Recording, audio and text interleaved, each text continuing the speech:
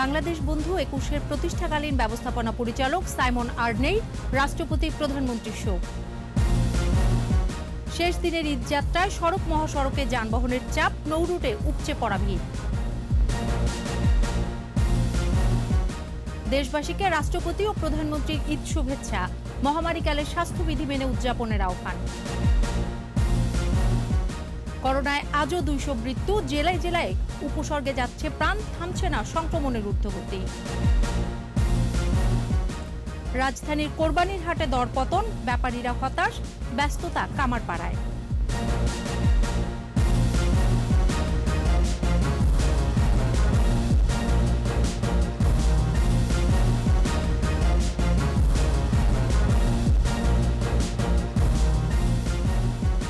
শুনছিলেন first security ইসলামী bank limited সংবাদ শিরোনাম। আমন্ত্রণ রাত ১১টার ২১-এর সংবাদে, সাথে আছি সোনিয়া স্নিগ্ধা।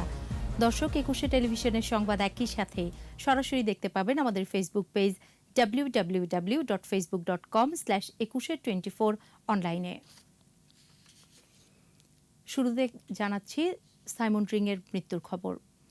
বাংলাদেশের অকৃত্রিম বন্ধু, প্রখ্যাত সাংবাদিক, ২১-এ টেলিভিশনের প্রতিষ্ঠাকালীন ব্যবস্থাপনা পরিচালক সাইমন রিং আর নেই।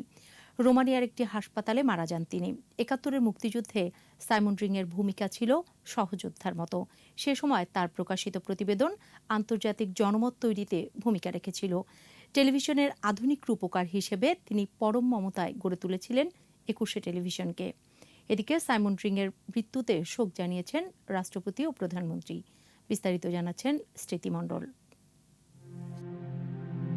সাইমন রিং বাংলার মাটিতে পাকিস্তানি বাহিনী নির্যাতন ও গণহত্যার প্রত্যক্ষদর্শী বিদেশি সাংবাদিক।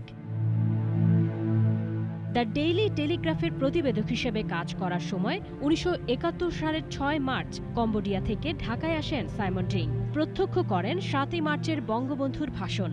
এরপর ২৫ মার্চ রাতের গণহত্যা।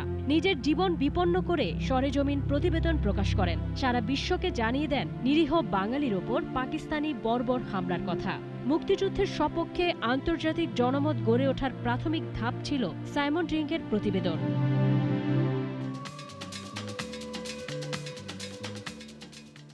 বাংলাদেশের প্রথম বেসরকারি টেরেস্টেরিয়াল টেলিভিশন চ্যানেল ২১-এ টিভির যাত্রায় গুরুত্বপূর্ণ ভূমিকা রাখেন সাইমন রিং। ছিলেন প্রতিষ্ঠাকালীন ব্যবস্থাপনা পরিচালক।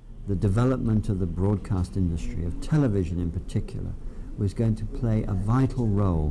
বেসরকারি টেলিভিশনে আধুনিকতার রূপকার সাইমন টিভি সাংবাদিকতায় অনন্য মাত্রা যোগ করেন। ২০০১ সালে বিএনপি জামায়াত জোট সরকার ক্ষমতায় এসে বন্ধ করে দেয় ২১-এ টিভি। দেশ ত্যাগে বাধ্য করা হয় সাইমনকে। যদিও বয়স ৭৫, কিন্তু তার মধ্যে তারুণ্যের কোনো অভাব ছিল না। তার এই চলে যাওয়া আমাদের পক্ষে, মানে আমরা যারা বাংলাদেশি টেলিভিশন সাংবাদিকতা করি, আমাদের জন্য একটা বিরাট ক্ষতি। সাইমনকে কেন্দ্র করে পুরো ২১-এ টেলিভিশন আবর্তিত হতো। সাইমন রিং একজনই, তিনি বাংলাদেশের টেলিভিশন সাংবাদিকতার জনক। আমি বলবো, বাংলাদেশে যতদিন টেলিভিশন সাংবাদিকতা থাকবে ততদিন সাইমন রিংকে আমাদের স্মরণ করতে হবে, তাকে শ্রদ্ধা জানাতে হবে, তার প্রতি ভালোবাসা জানাতে হবে। ১৯৪৫ সালের ১১ জানুয়ারি ইংল্যান্ডের নরফোকে জন্ম সাইমন রিংয়ের। ১৮ বছর বয়সে সাংবাদিকতা শুরু। রয়টার্স, টেলিগ্রাফ, বিবিসির হয়ে সাইমন রিং দীর্ঘদিন কাজ করেন বৈদেশিক সংবাদদাতা, টেলিভিশন উপস্থাপক ও তথ্যচিত্র নির্মাতা হিসেবে।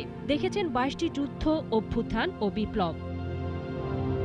১৯৭১ সালের ২৫ মার্চ পাকিস্তানি সেনাদের নির্যাতনের খবর প্রকাশে সাহসী সাংবাদিকতার স্বীকৃতি হিসেবে international reporter of the year হন। আর ৭১-এ মুক্তিকামী মানুষের পাশে দাঁড়ানোয় সাইমন রিংকে ২০১২ সালে মুক্তিযুদ্ধ সম্মাননায় ভূষিত করে বাংলাদেশ সরকার।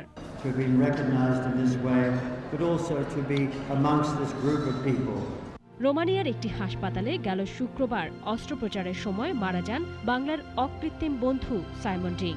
রেখে গেছেন স্ত্রী, ৩ মেয়ে সহ পৃথিবী জুড়ে অসংখ্য গুণগ্রাহী। স্মৃতি মণ্ডল, ২১-এ টেলিভিশন, ঢাকা। এবার যাচ্ছি অন্যান্য সংবাদে। শেষ দিনেও রাজধানী ছাড়ছেন মানুষ। বাস, ট্রেনে যাত্রী স্বাভাবিক থাকলেও লঞ্চে উপচে পড়া ভিড়।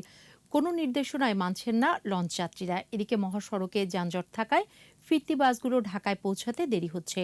তবে ট্রেন যাত্রায় নেই কোনো ঝক্কি ঝামেলা। রিপোর্ট আরও জানাচ্ছেন মোহাম্মদ নুরুন নবী। হাট কিংবা বাজার নয়, এটি পল্টন। ঈদে বাড়ি ফিরছে মানুষ। পা ফেলার জায়গা নেই, লঞ্চগুলো আসা মাত্রই যাত্রী বোঝাই করে চলে যাচ্ছে। তবে লঞ্চের ডেকের ভেতরটা যেন পুরোটাই বিছানা, গাদাগাদি যাত্রী, কেউ শুয়ে আর কেউ বা বসে। মাস্ক পরা যেন গৌণ বিষয়, স্বাস্থ্যবিধির কোনো বালাই নেই। মানুষ তো অনেক বেশি, তেমন নিয়ম কারণ নাই। স্বাস্থ্যবিধি যদি যার যার পার্সোনাল রিস্ক যদি নিজে রক্ষা করে না যেতে পারে, সেটা তার তো ব্যর্থতা। স্বাস্থ্যবিধি মেনে বসতে বলছে, স্বাস্থ্যবিধিতে কেউ মেনে বসতেছে না, কি বলার আছে।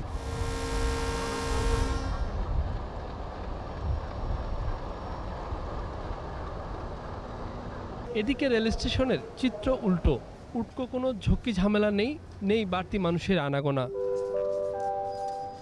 কিন্তু শতভাগ মাস্ক পরেছেন এটা বলার অবকাশ নেই, মাস্ক ছাড়াই যাত্রা করছেন অনেকেই।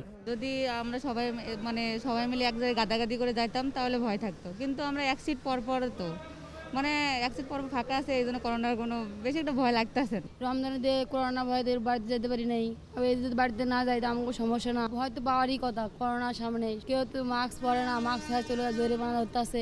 মাস্ক পরা নিশ্চিত করা সহ প্রবেশপথে স্বাস্থ্যবিধি মেনে যাত্রীদের ঢুকতে দেওয়া হচ্ছে বলে জানালেন রেলের এই কর্মকর্তা।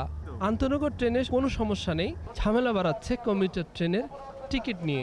আন্তনগর ট্রেনে অনলাইনের টিকিট আর এখানে মেল কমিউটারের জন্য যেই কাউন্টারগুলো রয়েছে তার সামনে প্রচুর ভিড়। আমরা যেহেতু অর্ধেক আসনের টিকিটের ট্রেন চলাচলের নির্দেশনা রয়েছে, সেই মোতাবেক আমরা ওনাদের টিকিট দিতে পারছি না। সড়কপথে যারা ঢাকা ছাড়ছেন তাদের নির্ধারিত বাস পেতে অপেক্ষার প্রহর গুনতে হচ্ছে। আসন অর্ধেক খালি রাখা হলেও স্বাস্থ্যবিধি মানায় উদাসীনতা চোখে পড়ার মতো। টিকিট করার পরও কনফার্ম হয়েছে যে গাড়িতে উঠতে পারছে আর কি, যাত্রা যেহেতু বাড়িতে যাবো ঈদ করতে। মহামারীর মধ্যে যাচ্ছে, ভয় তো লাগতেছে। আপনি মাস্ক পরেন নিজে? মাস্ক ব্যাগের মধ্যে রাখছে, নিচে থেকে কিনে নিয়ে আসতেছি। প্রচুর জ্যাম ভাইয়া, কালকা বিকাল 5টায় ছাড়ছি, ঢাকা ঢুকছি রাত সকাল 9টায়। যাবে না, জ্যামে আটকা পড়ছে, তাই এখন যাচ্ছি। অদৃশ্য ভাইরাস করোনার সংক্রমণ রোধে প্রচারণা নানান চেষ্টা তদবির করা হয়েছে, কিন্তু এই ঈদযাত্রায় কেউ স্বাস্থ্যবিধি মেনেছেন, আবার কেউ মানেননি, দেখিয়েছেন নানান রকমের অজুহাত।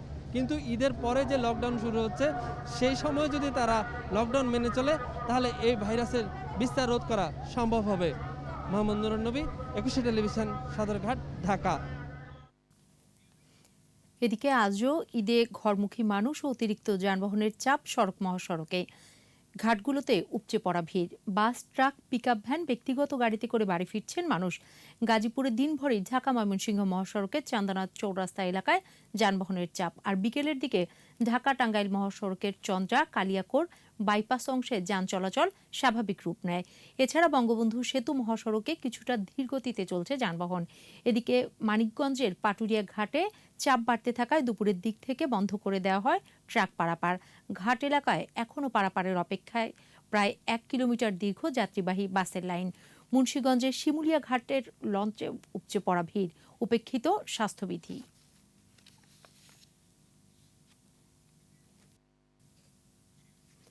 ঈদুল আজহা উপলক্ষে দেশবাসীকে শুভেচ্ছা জানিয়েছেন রাষ্ট্রপতি মোহাম্মদ আব্দুল হামিদ। পাশাপাশি স্বাস্থ্যবিধি মেনে সবাইকে ঈদ উদযাপনের আহ্বান জানান। মঙ্গলবার বঙ্গভবনের প্রেস উইং জানায়, রাষ্ট্রপতি শুভেচ্ছা বার্তায় বলেন, করোনা পরিস্থিতির মধ্যে বুধবার কোরবানির ঈদ উদযাপন করতে যাচ্ছে বাংলাদেশ। এমন এক সময় ঈদ এসেছে যখন মহামারীর মধ্যে সবচেয়ে খারাপ পরিস্থিতির মধ্যে দিয়ে যেতে হচ্ছে দেশের মানুষকে। গত বছরের মতো এবারও বঙ্গভবনে ঈদের নামাজ পড়বেন রাষ্ট্রপতি।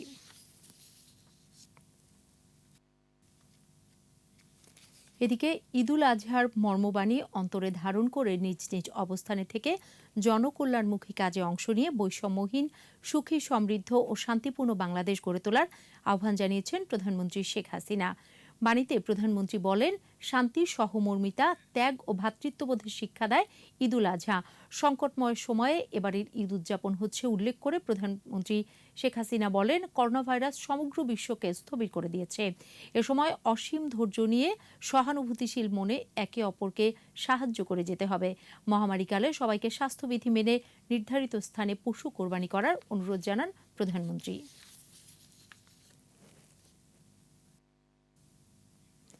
Dhaka metropolitan police commissioner Mohammad Shafiqul Islam জানিয়েছেন, ঈদ উপলক্ষে জঙ্গি হামলা ও নাশকতার কোনো আশঙ্কা নেই। দুপুরে ঈদের রাজধানীর নিরাপত্তা ব্যবস্থাপনা নিয়ে সংবাদ সম্মেলনে তিনি বলেন, শঙ্কা না থাকলেও জঙ্গি তৎপরতার বিষয়ে পুলিশও সর্বোচ্চ সতর্ক আছে। ঈদের নামাজের সময় স্বাস্থ্যবিধি নিশ্চিত করা সহ সার্বিক নিরাপত্তায় পুলিশ সদস্যরা নিয়োজিত থাকবেন। ফাঁকা ঢাকায় থাকবে পুলিশের টহল। যেগুলো বড় জামাত সেখানে আমাদের পুলিশ সদস্যরা থাকবে। আমাদের স্বাস্থ্যবিধি মেনে মানুষজন যাতে জামাতে ঢোকে সেটিও পুলিশ খেয়াল রাখবে। এটার পাশাপাশি প্রতিটি জামাতের অভ্যন্তরে সাদা পোশাকে আমাদের পুলিশ থাকবে। আমরা মনে করি না যে এই জামাত নিয়ে তেমন কোনো সমস্যা হবে।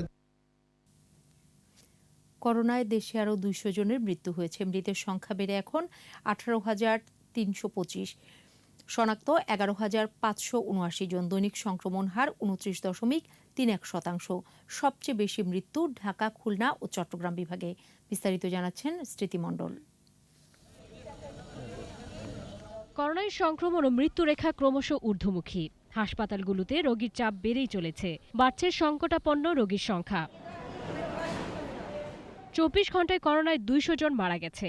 মোট মৃত্যু 18,325। 39,510 জনের নমুনা পরীক্ষায় 11,579 জন শনাক্ত হয়েছে। শনাক্তের সংখ্যা বেড়ে 11,28,889। নতুন 9,997 জন সহ সুস্থ হয়েছে 9,51,000-এর বেশি। 24 ঘন্টায় সবচেয়ে বেশি মারা গেছে ঢাকা বিভাগে 51, খুলনা বিভাগে 50 এবং চট্টগ্রাম বিভাগে 49 জন। 61 থেকে 70 বছরের মধ্যে 62 এবং 51 থেকে 60 বছরের মধ্যে 48 জন মারা গেছেন। পুরুষ মারা গেছে 111 ও নারী 89 জন। পরীক্ষা বিপরীতে দৈনিক সংক্রমণ হার কমে হয়েছে 29.31%। সুস্থতার হার কমে হয়েছে 84.27 এবং মৃত্যু 1.62%। দেশে এ পর্যন্ত করোনা পরীক্ষা হয়েছে 73 লাখের বেশি। স্মৃতি মণ্ডল, একুশে টেলিভিশন, ঢাকা। রাজধানীর হাটগুলোতে হঠাৎ করে পড়ে গেছে পশুর দাম। হতাশ ব্যাপারীরা। বড় ধরনের লোকসানের মুখে পড়েছেন বলে জানান তারা। তাই কেউ কেউ হাট থেকে ফিরিয়ে নিচ্ছেন পশু। আর কম দামে পশু কিনতে পেরে খুশি ক্রেতারা। তৌহিদুর রহমানের রিপোর্ট। রাজধানীর আফতাবনগর পশুর হাট। সারা দেশ থেকে আসা ছোট বড় বাহারি সব পশুর সমাহার। একদিন আগেও রাজধানীর হাটগুলোতে পশুর দাম ছিল বেশ চড়া, কিন্তু হঠাৎ করে ক্রেতা সংকট তৈরি হয়েছে। গত কয়েকদিন ছোট ও মাঝারি পশুর চাহিদা তুলনামূলক বেশি ছিল, আর বড় আকারের পশুর চাহিদা ছিল তুলনামূলক কম। ঈদের আগের দিন সব ধরনের পশুর দামে বড় পতন হয়েছে। ব্যাপারীরা বলছেন, প্রতিটি পশুতে বড় আকারের লোকসান গুনতে হচ্ছে তাদের। ক্রেতা বলছে 120, 30, 150। এখন তো মনে করেন যে একেবারে শেষ হওয়া যাইতেছি। আমরা দেশে নিয়ে গেলে তো মনে করেন যে গরু আরো কাবু হয়ে যাবে, মনে করেন যে দাম আরো কমে যাবে। আমি এইটাই চাইছি 15, আর ওই পাশে আর 15 লাখ, আর ওই পাশে একটা চাইছি 18 লাখ। এরা কত করে চাইছে? এরা 3, 4, 5। এদিকে দাম পড়ে যাওয়ায় অনেক ব্যাপারী লোকসানে বিক্রি না করে ফিরিয়ে নিচ্ছেন পশু। হতাশ তারা। শেষ দিনে কম দামে পশু কিনতে পেরে খুশি ক্রেতারা। তবে ব্যাপারী ও খামারিরা বড় লোকসানে পড়ুক এমনটাও চাইছেন না অনেকেই। 2 লক্ষ। অন্য দিনের থেকে আজকে দাম কম, দাম ভালো আছে। আলহামদুলিল্লাহ, আগের থেকে অনেকটাই কমছে। এখন মিডিয়াম গরুর দাম একটু বেশি, কারণ বড় গরুর দাম হচ্ছে। জি, আমি সন্তুষ্ট আলহামদুলিল্লাহ। পশুর হাটগুলোর নিরাপত্তায় নিয়োজিত আইন শৃঙ্খলা বাহিনীর সদস্য। আর লেনদেনের সুবিধার্থে হাটের নিকটবর্তী ব্যাংকের শাখা উপশাখা খোলা থাকার পাশাপাশি বুথও খোলা রাখা হয়। এদিকে করোনার সংক্রমণ ঠেকাতে স্বাস্থ্যবিধি নিশ্চিতের নির্দেশনা থাকলেও হাটে আসা অনেকেই ছিলেন উদাসীন। তৌহিদুর রহমান, একুশে টেলিভিশন, ঢাকা। এদিকে কোরবানির পশুর মাংস প্রস্তুত করার ছুরি, চাকু, বটি, চাপাতি তৈরির কামারপাড়া খুবই ব্যস্ত। ক্রেতারা বলছেন, গেল বছরের চেয়ে এসব জিনিসের দাম অনেক বেশি, তবে দাম খুব একটা বাড়েনি বলে দাবি কামার ও দোকানিদের। মেহেদী হাসানের রিপোর্ট। ছুরি, চাপাটি, কাঠের গুঁড়ি বা চাটাই ছাড়া কুরবানি মাংস প্রস্তুত করা অসম্ভব। তাই ঈদের আগে এসব পণ্যের চাহিদা স্বাভাবিকভাবেই বেড়ে যায়। সুযোগটা কাজে লাগাতে ভুল করেন না কামারসহ এসব পণ্যের বিক্রেতারা, যদিও দাম এবার খুব একটা বাড়েনি বলে দাবি তাদের। গেছেবারের তুলনায় 2বারের তুলনায় এবার কিছুই না। মনে করেন যে 3 দিন আগ থেকে জাগনা থাকতে হয়, এবার তো কামই নাই, ওই টুকটাক খালি পুরান কাম। ভালোটা 600 টাকা কেজি আর নর্মালটা 400 টাকা কেজি কমপ্লিট। জোয়ার দাম গত 6-7 মাস ধরে আপনাদের রোড বাড়তি, সব বাড়তি, বাজারও বাড়তি, মনে করেন মালের দামও বাড়তি হয়েছে, মোটামুটি 8-10 টাকা 12 টাকা 15 টাকা কেজি বাড়ছে। তারা বলছেন করোনার কারণে এবছর ছুরি, বটি, চাপাটির ক্রেতা কম, আর এতে এসব জিনিসের চাহিদাও বাড়েনি। গত বছরকে থেকে এবার অনেক দাম কম। গত বছর একটা খাইটা, যেমন এই ছোটো খাইটা, এটা 600 টাকা বেচা গেছে, আর এইবারকার বছর এটা 300 টাকা বেচা যায়। তবে ক্রেতারা বলছেন স্বাভাবিক সময়ের তুলনায় কোরবানির ঈদকে কেন্দ্র করে এসব ছুরি, বটি, চাপাটির দাম অনেক বেড়েছে। ওখান তো চাইতেছে 600 টাকা কেজি, মানে 1 নম্বর স্প্রিং, আর নর্মাল দাম মনে করেন যে 400 টাকা। অন্য সময় যে জিনিসটার দাম হইলো 100 টাকা বা 120 টাকা, সেই জিনিসটাই হইলো এটা 200 টাকা 250 টাকা এরকম। নিত্য প্রয়োজনীয় পণ্য না হয় এসব জিনিসের বাজার মনিটরিং করা হয় না বলেও অভিযোগ ক্রেতাদের। মেহেদি হাসান, একুশে টেলিভিশন, ঢাকা। নিচ্ছি সংবাদ বিরতি, যখন ফিরছি তখন অন্যান্য খবরের সঙ্গে আরও থাকবে। যানবাহনে বেশি ভাড়া নিলে ব্যবস্থা গ্রহণের নির্দেশ ওবায়দুল কাদেরের, স্বাস্থ্যবিধি নিশ্চিতের তাগিদ।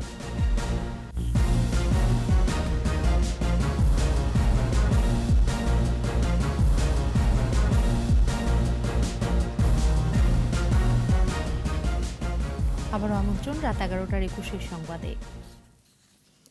রাজধানীর বাস টার্মিনালগুলোতে অতিরিক্ত ভাড়া আদায় এবং স্বাস্থ্যবিধির শর্ত লঙ্ঘনকারী যানবাহনের বিরুদ্ধে ব্যবস্থা গ্রহণের জন্য বিআরটিএকে নির্দেশ দিয়েছেন সড়ক পরিবহন ও সেতুমন্ত্রী ওবায়দুল কাদের। সকালের নিয়মিত ব্রিফিংয়ে তিনি এই নির্দেশ দেন। নগরী টার্মিনালগুলোতে বিআরটিএর মোবাইল কোর্ট কাজ করছে। অতিরিক্ত ভাড়া আদায় এবং শর্ত লঙ্ঘনকারী যানবাহনের বিরুদ্ধে ব্যবস্থা গ্রহণ করা হচ্ছে। জনগণের প্রতি বিএনপির কোনো দায়বদ্ধতা নেই, তাই করোনাকালে জনগণের পাশে নেই তারা। রাজধানী সহ দেশের বিভিন্ন স্থানে দুস্থদের মাঝে ত্রাণ ও খাদ্য সামগ্রী বিতরণ অনুষ্ঠানে এমন মন্তব্য করেন আওয়ামী লীগ নেতারা। বলেন, প্রতিটি দুর্যোগে মানুষের পাশে আছে আওয়ামী লীগ। বিস্তারিত জানাচ্ছেন রিয়াদ সুমন। রাজধানীর শুক্রাবাদ নিউ মডেল ডিগ্রি স্কুলে বাংলাদেশ মহিলা আওয়ামী লীগের উদ্যোগে অসহায় দুস্থ মানুষের মাঝে প্রধানমন্ত্রীর ঈদ উপহার বিতরণ অনুষ্ঠান। যোগ দেন আওয়ামী লীগের সভাপতি মণ্ডলীর সদস্য জাহাঙ্গীর কবির নানক।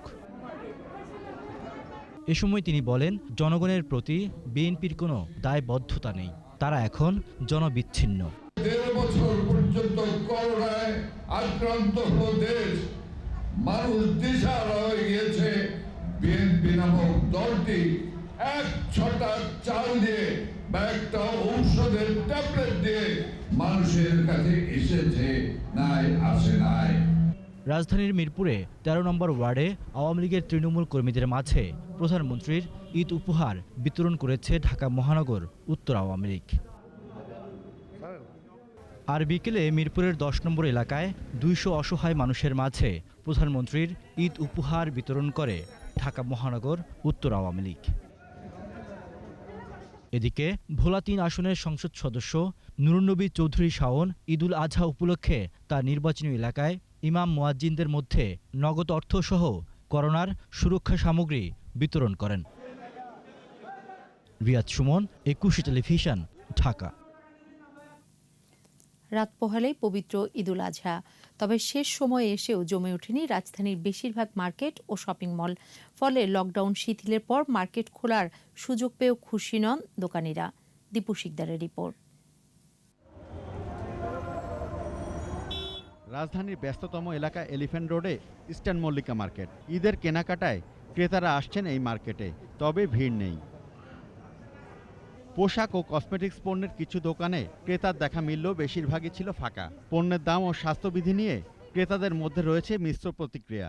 এবার ঈদটা ভালোভাবে কাটবে, কিন্তু করোনাকালীন আসলে এই সময় আসলে এরকম এক্সপেক্ট করলেও তো হচ্ছে না আর কি। আগের ঈদে যখন মার্কেটিং করতে আসছিলাম তখন মাস্ক মনে হয় 50% মানুষের মুখেই ছিল না, কিন্তু এবার 50% মানে কি 70% মানুষই মাস্ক পরতেছে।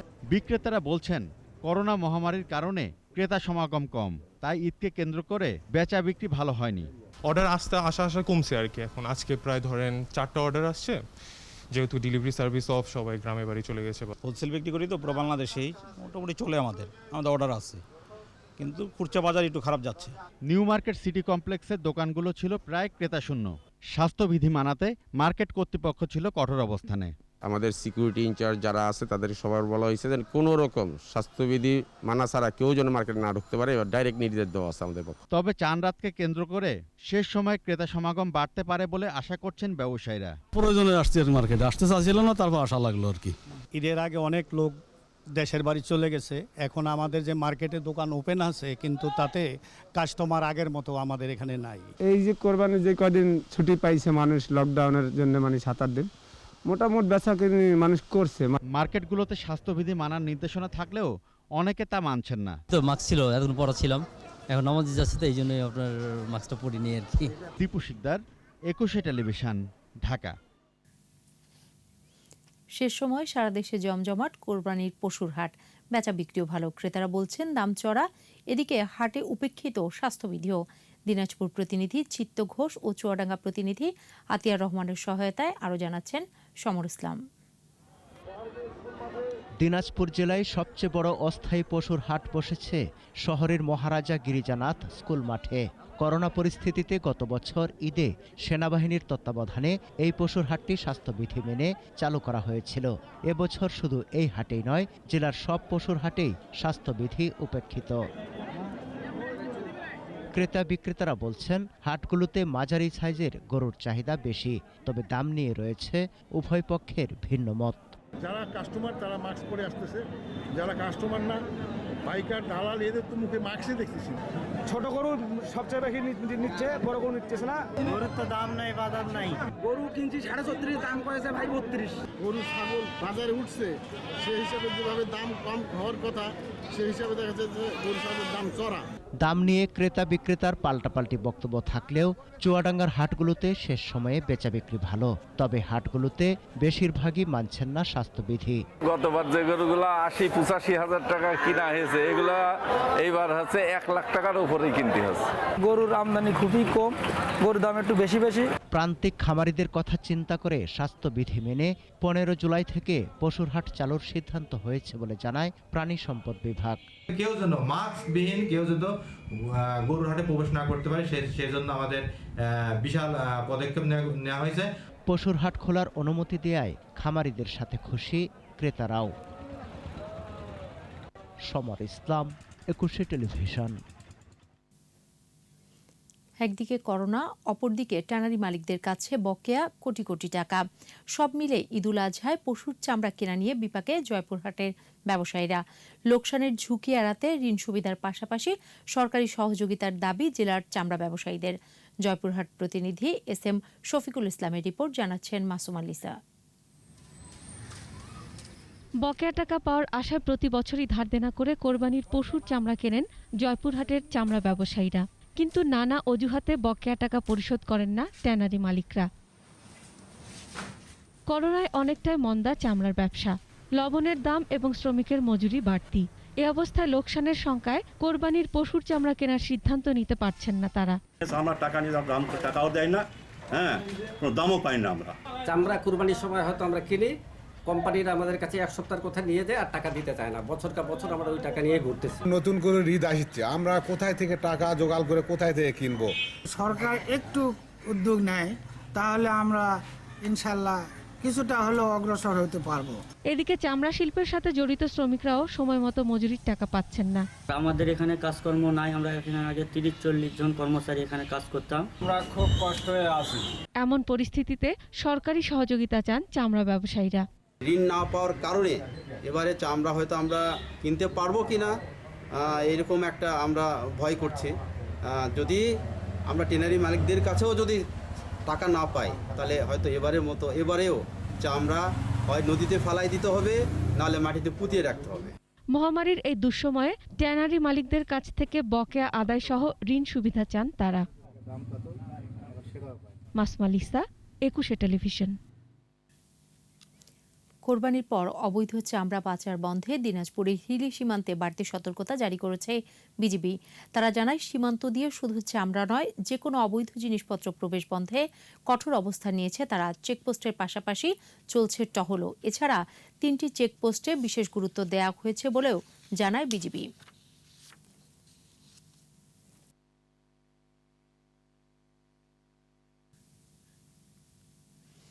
এবার সারা দেশের করোনা পরিস্থিতির খবর। করোনা ও উপসর্গ নিয়ে একদিনে দেশের 20 জেলায় আরও 192 জনের মৃত্যু হয়েছে। ময়মনসিংহ মেডিকেল কলেজ হাসপাতালের করোনা ইউনিটে সর্বোচ্চ 22 জনের মৃত্যু হয়। প্রতিনিধিদের সহায়তা আরও জানাচ্ছেন সমর ইসলাম। ময়মনসিংহ মেডিকেল কলেজ হাসপাতালের করোনা ইউনিটে মারা গেছে 22 জন। তাদের মধ্যে 7 জন করোনা পজিটিভ এবং বাকিরা উপসর্গ নিয়ে। নতুন শনাক্ত হয়েছে 201 জন। রাজশাহী মেডিকেল কলেজ হাসপাতালের করোনা ইউনিটে একদিনে আরও 20 জনের মৃত্যু হয়েছে। আগের দিনের চেয়ে 4.38% বেড়ে শনাক্তের হার 22.97%। বরিশালে 13 জনের মৃত্যু হয়েছে। নতুন শনাক্ত হয়েছে 68 জন। খুলনার 5 হাসপাতালে করোনা ও উপসর্গ নিয়ে 13 জনের মৃত্যু হয়েছে। নতুন আক্রান্ত 274, পরীক্ষার বিপরীতে শনাক্ত 36%। চট্টগ্রামে মারা গেছে 15 জন। একদিনে 2537 জনের নমুনা পরীক্ষায় শনাক্ত 925 জন। রংপুরে আরও 7 জনের মৃত্যু হয়েছে। নতুন আক্রান্ত 123 জন। সিলেটে একদিনে মারা গেছে 11 জন, শনাক্ত 339 জন। করোনা ও উপসর্গ নিয়ে বগুড়ায় একদিনে 19 জনের মৃত্যু হয়েছে। নতুন আক্রান্ত 246 জন। কুষ্টিয়ায় মারা গেছে 12 জন। এছাড়া করোনা ও উপসর্গ নিয়ে সাতক্ষীরায় 10, মেহেরপুরে 9, টাঙ্গাইলে 7, পাবনায় 6, চুয়াডাঙ্গায় 5, গাজীপুরে 5, ঠাকুরগাঁওয়ে 4, ঝিনাইদহে 2 ও নাটোরে 1 জনের মৃত্যু হয়েছে। সমর ইসলাম, 21 টেলিভিশন। নিচ্ছি সংবাদ বিরতি। যখন ফিরছি তখন অন্যান্য খবরের সঙ্গে আরও থাকবে। মোংলা বন্দরে মেট্রো রেলের ইঞ্জিন ও বগির নতুন চালান ঈদের পরই আসছে ঢাকায়।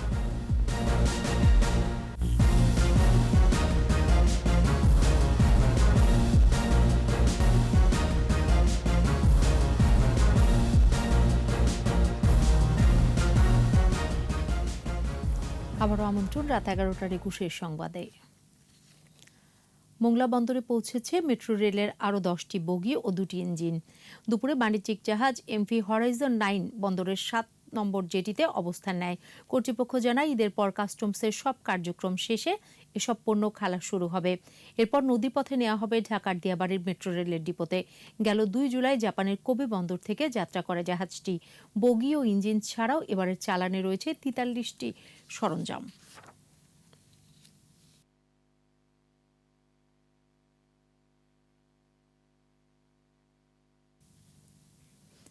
মহামারী করোনা থেকে মানুষের জীবন বাঁচাতে যশোরে 2টি সংগঠনকে অক্সিজেন সিলিন্ডার দিয়েছে সম্প্রতি বাংলাদেশ। দুপুরে শেখ ফজলুল হক মনি, আরজুমনি সংগঠন এবং সাংস্কৃতিক সংগঠন উদীচীকে 2টি করে মোট 4টি অক্সিজেন সিলিন্ডার দেওয়া হয়। এ সময় উপস্থিত ছিলেন সম্প্রতি বাংলাদেশের যশোর জেলা কমিটির আহ্বায়ক মবিনুল ইসলাম মবিন, সদস্য সচিব দেবাশিস মিশ্র জয়, শ্রাবণী সুর। শেখ ফজলুল হক মনি আরজুমনি সংগঠনের পক্ষে অক্সিজেন সিলিন্ডার গ্রহণ করেন বাংলাদেশ আওয়ামী লীগের বন ও পরিবেশ বিষয়ক উপকমিটির সদস্য ও ঢাকা বিশ্ববিদ্যালয়ের ছাত্রলীগের সাবেক সাংগঠনিক সম্পাদক দেবাশিস রায়। আর উদীচীর পক্ষে গ্রহণ করেন সংগঠনের নেতারা। এবার এসআইবিএল ব্যবসা বাণিজ্যের খবর।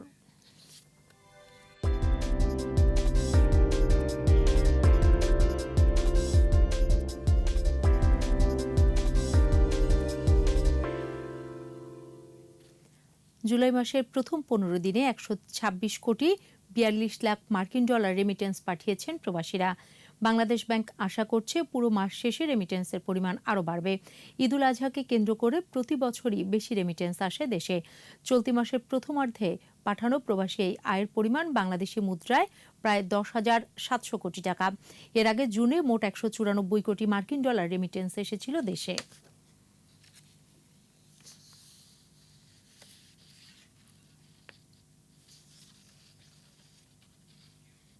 এবারে আন্তর্জাতিক খবর।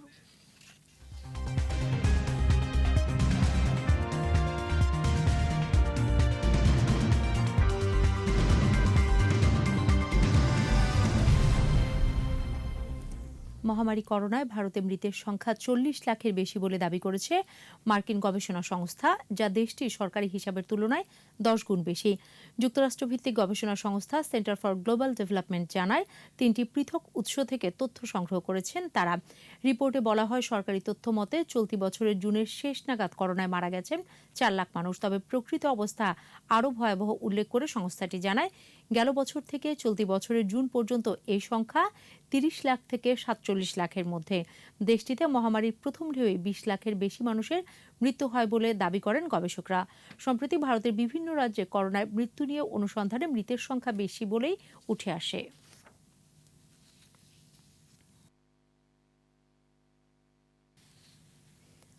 মহামারী করোনার প্রভাবে গেল 2 বছরে বিশ্বব্যাপী 5,40,00,000 লাখ নারী চাকরি হারিয়েছেন বলে জানিয়েছে আন্তর্জাতিক শ্রম সংস্থা ILO।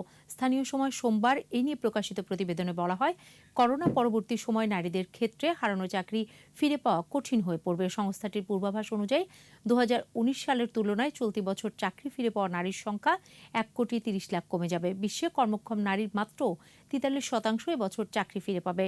শুধু তাই নয়, বিভিন্ন খাতে তাদের কর্মঘণ্টাও কমে যাবে বলে আশঙ্কা সংস্থাটির। অন্যদিকে মহামারীর 2 বছরে 6 কোটি পুরুষ চাকরি হারালেও পরবর্তী সময়ে তাদের 68% চাকরি ফিরে পাবে। এ পরিস্থিতি পুরো বিশ্বেই নারী পুরুষ বৈষম্য নতুন করে বাড়াবে বলে সতর্ক করেছে সংস্থাটি।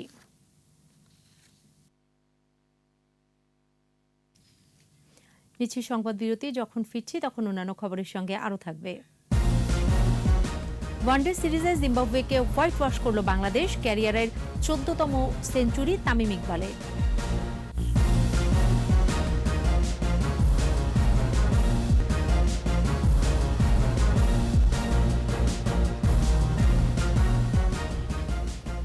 আবারও স্বাগত রাত 11টার 21 সংবাদে। এবারে খেলার খবর।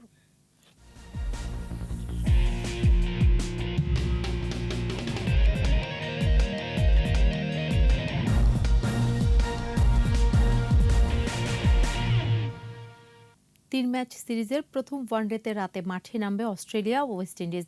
বাংলাদেশ সময় রাত 12:30টায় শুরু হবে ম্যাচটি। ক্যারিবীয় দ্বীপপুঞ্জে এই সফরের টি-20 সিরিজে প্রায় একতরফাভাবে হেরেছে অস্ট্রেলিয়া। 5 ম্যাচ সিরিজ 4-1 ব্যবধানে জিতে স্বাগতিকরা। তবে ওয়ানডে সিরিজ জয়ের পরিকল্পনা নিয়েই প্রথম ম্যাচ থেকে সাবধানে খেলতে চায় অজিরা। আর নিজেদের মাঠে টি-20 জয়ের পর ওয়ানডেতেও আধিপত্য দেখাতে চায় ওয়েস্ট ইন্ডিজ। সিরিজের দ্বিতীয় ওয়ানডে 23 জুলাই ও শেষটি 25 জুলাই।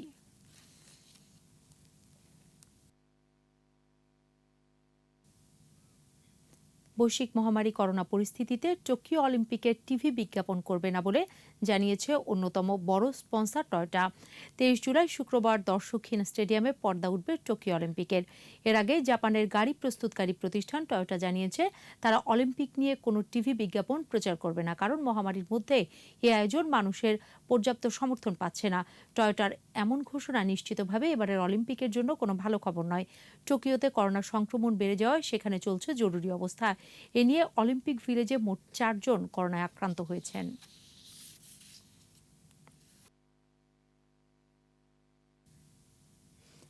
দুই বছরের চুক্তিতে রিয়াল মাদ্রিদ থেকে অ্যাটাকিং মিডফিল্ডার ব্রাহিম দিয়াসকে দলে টেনেছে এসি মিলান।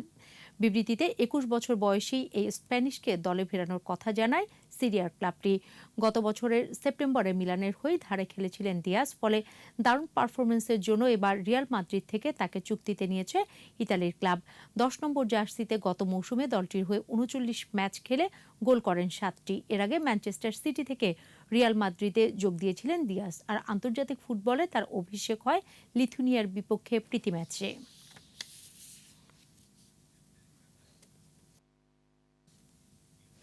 আর এরই সাথে শেষ করছি রাত 11টার 21 সংবাদ। যাবার আগে ফার্স্ট সিকিউরিটি ইসলামী ব্যাংক লিমিটেড সংবাদ শিরোনামগুলো আরও একবার। বাংলাদেশ বন্ধু 21-এর প্রতিষ্ঠাকালীন ব্যবস্থাপনা পরিচালক সাইমন আর্নেই রাষ্ট্রপতি প্রধানমন্ত্রীর শোক। শেষ দিনের ঈদযাত্রায় সড়ক মহাসড়কে যানবাহনের চাপ, নৌরুটে উপচে পড়া ভিড়। দেশবাসীকে রাষ্ট্রপতি ও প্রধানমন্ত্রীর ঈদ শুভেচ্ছা, মহামারীকালে স্বাস্থ্যবিধি মেনে উদযাপনের আহ্বান। করোনায় আজও 200 মৃত্যু, জেলায় জেলায় উপসর্গে যাচ্ছে প্রাণ, থামছে না সংক্রমণের ঊর্ধ্বগতি। রাজধানীর কোরবানির হাটে দরপতন, ব্যাপারীরা হতাশ, ব্যস্ততা কামারপাড়ায়।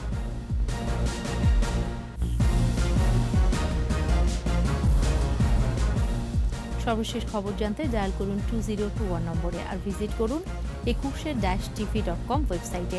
এছাড়া ফেসবুকে লগ অন করতে পারেন facebook.com/ekushe24 অনলাইনে। পরের সংবাদ রাত 1টায় দেখার আমন্ত্রণ রইল। স্বাস্থ্যবিধি মেনে চলুন, সুস্থ থাকুন।